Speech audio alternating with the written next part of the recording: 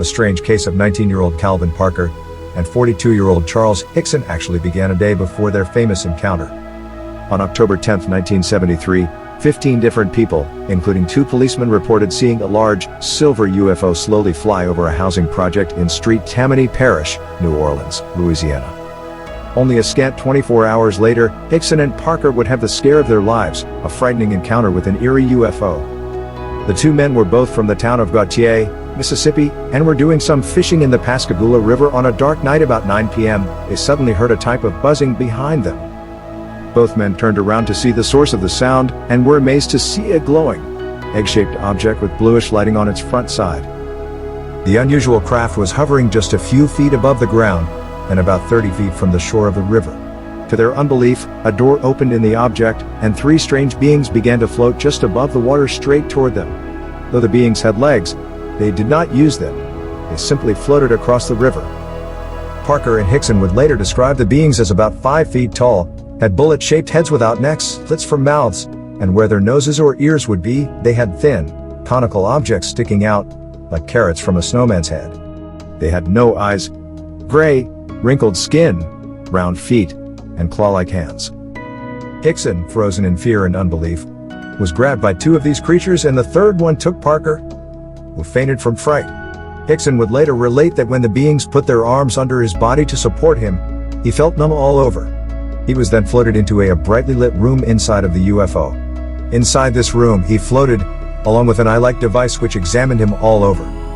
After his ordeal, Hickson was left floating, while the beings left the room, probably to examine Parker. Approximately 20 minutes after the ordeal had begun, it was over, and Hickson was floated back outside of the strange craft. Parker was crying and praying on the ground. Only a moment or 2 later, the craft rose straight up into the air and disappeared. As the 2 men began to regain their composure, they were uncertain as to what they should do. Reluctant to report their harrowing experience, they felt obligated to tell someone. Despite fearing ridicule, they telephoned Kessler Air Force Base in Biloxi. Kessler referred their problem to their local sheriff's office. Afraid of what reaction they might get from law enforcement, they opted instead to drive to their local newspaper.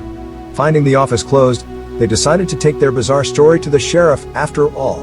Naturally, the sheriff felt the 2 men's story was some kind of hoax, and to get to the truth, he put Hickson and Parker into a room which was wired for sound, hoping that they would slip up and reveal why they were perpetuating such a strange tale. Soon news of the event began to surface. The local press released the story first, quickly followed by the wire services.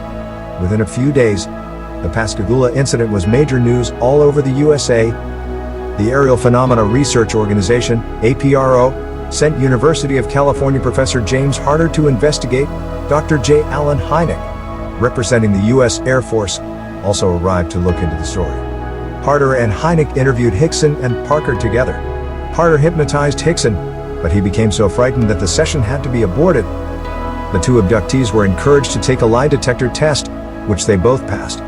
Harder and Hynek, both highly respected in their professions, believed the 2 men's story. At a later date, Hynek stated, there was definitely something here that was not terrestrial. In what may be a related incident, a couple of weeks after this chilling account, Coast Guardsmen and fishermen had an encounter with an underwater metallic object.